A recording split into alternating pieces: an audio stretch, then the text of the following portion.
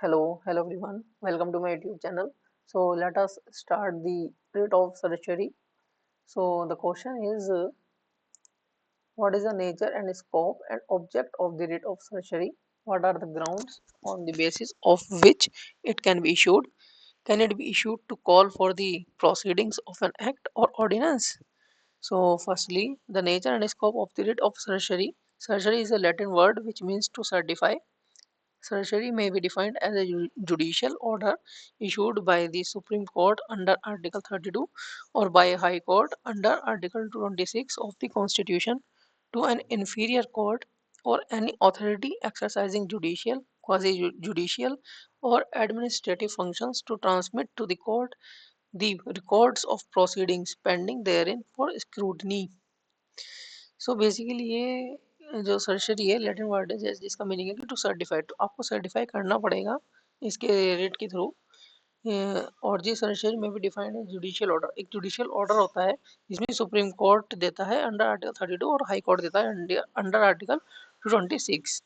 So with the expansion of the concept of natural justice and the requirement of fairness, even in administrative functions, the principle that certiorari can be issued only when the action is judicial or quasi judicial is no more tenable.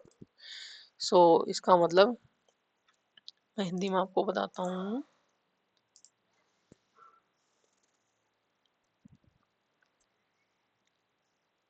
प्राकृतिक न्याय की अवधारणा के विस्तार और प्रशासनिक कार्यों में भी निष्पक्षता की आवश्यकता के साथ यह सिद्धांत की उत्प्रेषण केवल तभी जारी किया जा सकता है जब कार्यवाही न्यायिक या अर्थ न्यायिक हो, अब टिकाऊ नहीं है। तो ये जब ही किया जा सकता है ना सर्शरी को, रेट ऑफ सर्शरी को issue. Certiorari is now regarded as a general remedy and can be issued even when the action is administrative. जब एक्शन एडमिनिस्ट्रेटिव हो तभी ये सर्शरी उपचार किया जाना चाहिए। और एक केस लो भी है इनका, दस इन एक क्रपाक Kralpak versus Union of India, AR 1970. The writ of certiorari was issued to squash the administrative action of a selection board. मतलब ये रेट ऑफ सर्जरी ने रद्द कर दिया था इशू को, सॉरी एडमिनिस्ट्रेटिव एक्शन को सिलेक्शन बोर्ड का। So the rate of certiorari can now be issued to anybody irrespective of the nature of the function discharged by it. Surgery can be issued, किसी को भी issue की जा सकती किसी body को irrespective of the nature of the function discharged by it, to discharge करने के लिए। The writ can be issued to any constitutional, statutory or non-statutory body or person exercising judicial, quasi-judicial and administrative functions affecting right। जिसमें भी affecting rights को, जो भी कोई तुम्हारा अधिकार है उसको अफेक्ट कर रहा है, तो जब जब तुम्हारा ये रिट कॉन्स्टिट्यूशनली जारी किया जाएगा। In this way the constituency of सर्शरी has been tremendously enlarged because it is corrective in nature. So there are the grounds for issuing the writ in certiorari.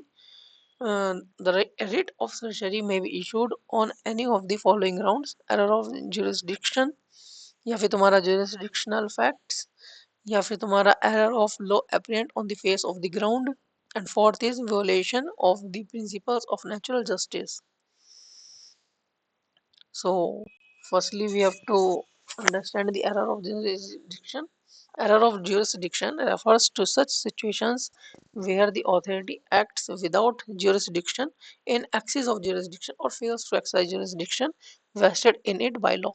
These grounds are as follows: जैसे कि lack of jurisdiction, where the authority has no jurisdiction at all to take actions, जहाँ पे authority के पास अधिकार ही नहीं है action लेने के लिए, उस केस में हम लैक ऑफ जुरिडिक्शन कह सकते हैं कि कमी है अधिकार की।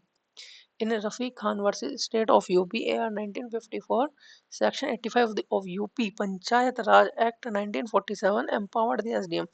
SDM को पावर दिया था इस केस में रफीक खान और स्टेट ऑफ यूपी में, कि तुम अपना कोई भी एंटायर ऑर्डर, या तो ऑर्डर को रद्द कर सकते हो या फिर कैंसिल कर सकते हो अपने अधिकार को, उसके अधिकार को, लेकिन उसके बाद एसडीएम के पास कोई अधिकार नहीं था मॉडिफाई करने का, modify the order in any way.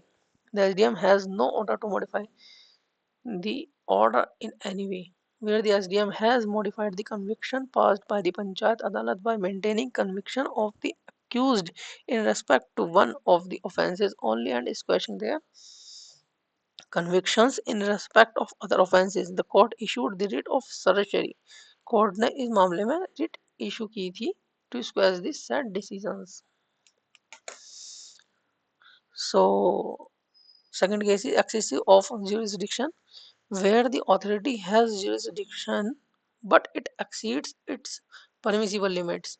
It is a case of excess of jurisdiction. In J.K. Chaudhary versus R.K. Datta, AIR 1958, the governing body of a college dismissed its principal. यहाँ पे कोई governing body थी college की, उन्होंने dismiss कर दिया था principal को, but the university concern directed the governing body to reinstate him. But the university ने कंसर्न किया और उनको गवर्निंग बॉडी को कहा कि आप उसको वापस लेकर आए और ऐसे निलंबित नहीं कर सकते आप उनको.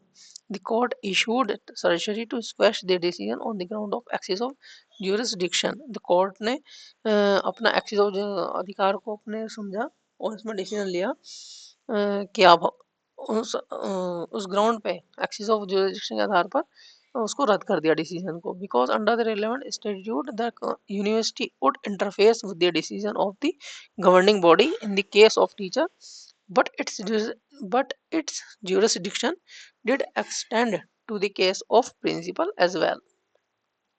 तो ये टीचर के ऊपर भी लागू कर सकते हैं और ये प्रिंसिपल के ऊपर भी हो जाता है कि यूनिवर्सिटी ले सकती है इसके ऊपर. तो दूसरा ये है कि abuse of jurisdiction. Certiorari will be issued to squash an action where the authority has abused its jurisdiction.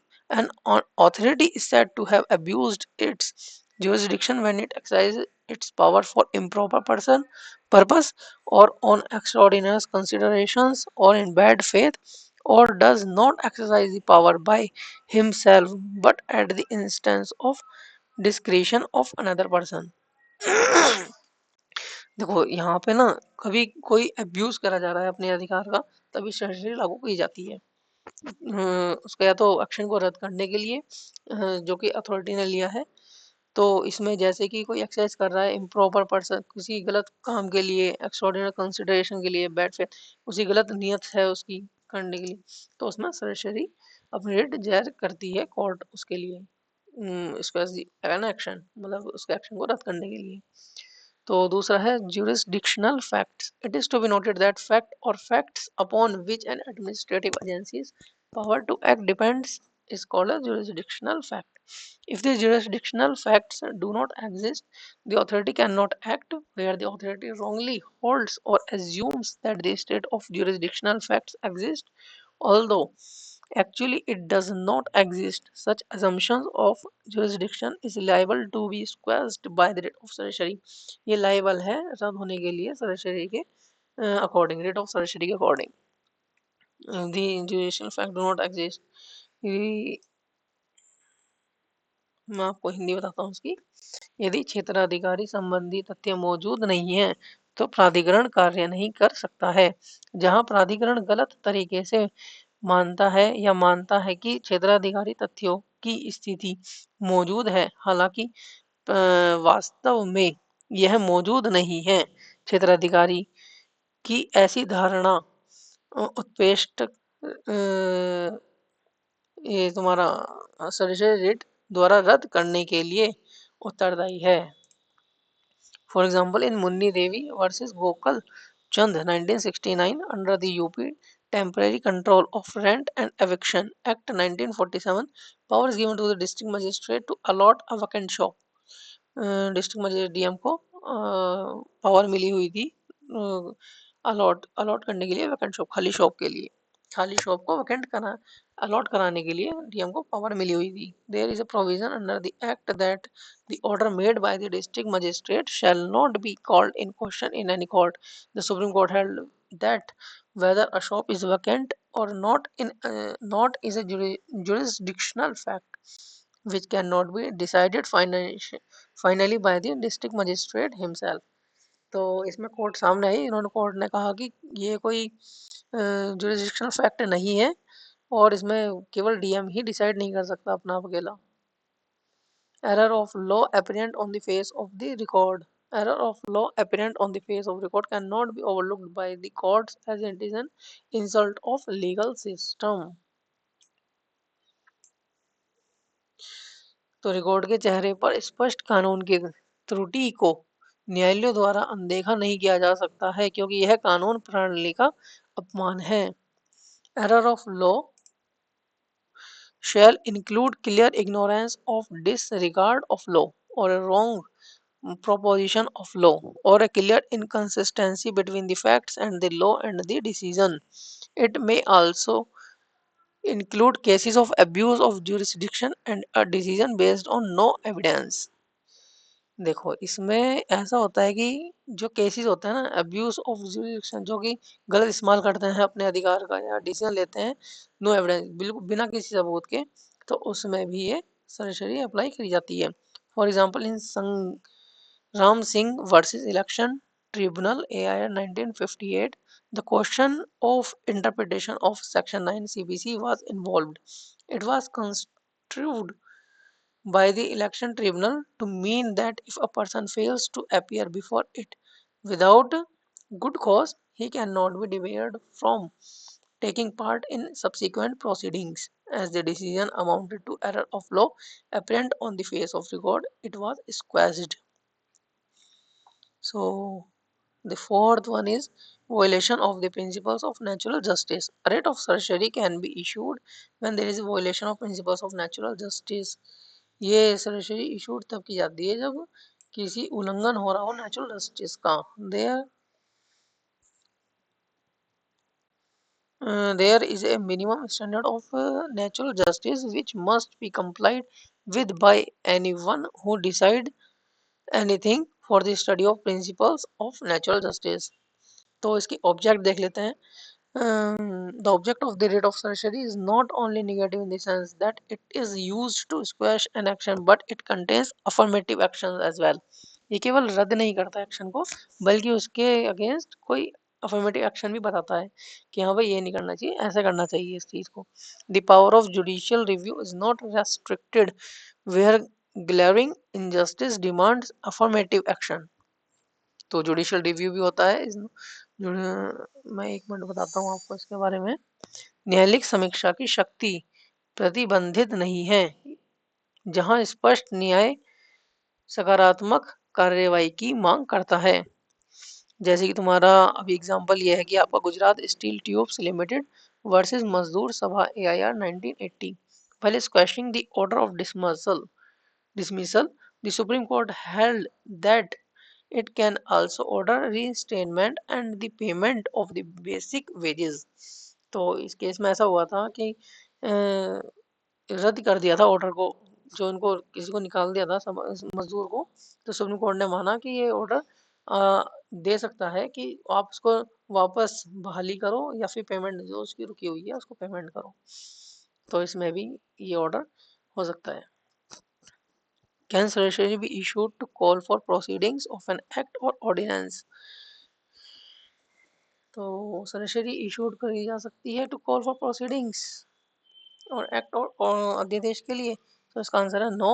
In Prabodh Verma versus state of UP AIR